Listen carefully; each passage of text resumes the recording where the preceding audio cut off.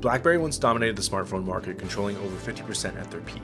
In 2011 alone, they sold more than 50 million devices and had over 85 million users on the BlackBerry network. So when the iPhone launched in 2007, BlackBerry didn't flinch, and the path they chose instead would go down as one of tech's greatest miscalculations. This is the rise and fall of BlackBerry. To understand BlackBerry's rise, you have to go back to a time when phones were still phones. The year was 1999. No full-color touchscreens, no app stores, no Instagram, no TikTok, no FaceTime. The internet was just beginning to shape our daily lives. You can now glimpse the future with nothing more than a modem, a phone line, and a few dollars a month. It's very hip to be on the internet right now. As I mentioned, I have no desire to be a part of the internet. It's the future.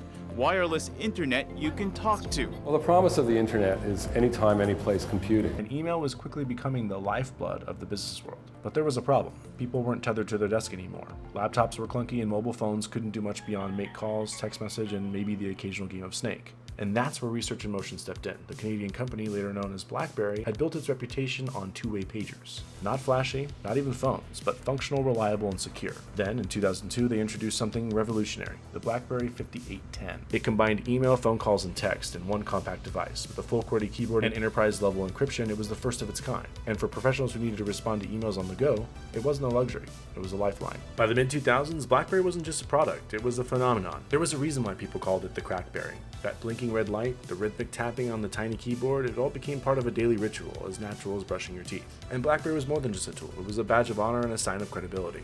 Politicians, CEOs, lawyers, and even celebrities swore by it. Oprah gave them away on her show, Kim Kardashian famously carried multiple, and Barack Obama refused to give his up during his presidency, forcing Secret Service to create a custom security protocol just for his BlackBerry. The BlackBerry seemed to be everywhere, and by 2009, it had reached its peak, with multiple models dominating different price points: the Bold, the Pearl, the Curve. Each had its place, and each carried that signature experience: physical buttons, long battery life, and BBM, BlackBerry Messenger, a proprietary chat system that felt faster and more intimate than SMS. This was iMessage before iMessage. For many of us, it was the first time a phone felt personal.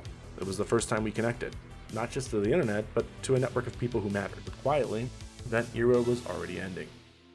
In January of 2007, Steve Jobs walked onto a stage in San Francisco and introduced the iPhone. At first, BlackBerry didn't flinch, and it's easy to see why. The iPhone was expensive, it didn't have a keyboard, and it lacked enterprise-level tools, the backbone of BlackBerry's identity. Internally, BlackBerry executives dismissed it. They believed Apple had built a toy, not a threat. But what they failed to see was that the world wasn't asking for a better keyboard anymore. It was asking for a better experience. And the iPhone didn't just change how we used phones, it changed why we used them. From productivity to pleasure, from obligation to exploration. Slowly but surely, this is where BlackBerry's dominance began to crack. Instead of pivoting, BlackBerry doubled down. More keyboard models, more corporate features, more legacy thinking. In 2008, they released the BlackBerry Storm, their answer to iPhone. It was a touchscreen device, but with a twist. The entire screen clicked when you pressed it. It was a confusing compromise meant to replicate the feeling of typing on actual physical keys. And to say it lightly, it didn't work. The Storm was slow, buggy, and frustrating to use, and it marked the beginning of a long line of misfires. BlackBerry ignored app ecosystems. They stuck with their own operating system for too long, and when they finally switched to Android, it was 2015. The damage had already been done. The Storm is widely regarded as BlackBerry's biggest device failure, with most of the devices actually coming back to BlackBerry in order for them to fix the problems that they had caused. Developers had moved on, consumers had moved on, and even corporations had moved on. BlackBerry, once the most trusted name in mobile security, became a footnote. It all finally came to an end in 2016 when BlackBerry stopped making phones entirely. Their final models were built by third-party manufacturers. The company pivoted to software, security, and automotive systems, a quiet end for what was once the loudest name in mobile. But for those who lived through it, those memories remain vivid. The keyboard, the BBN ping, the feeling of getting a message from someone important and knowing it would always go through.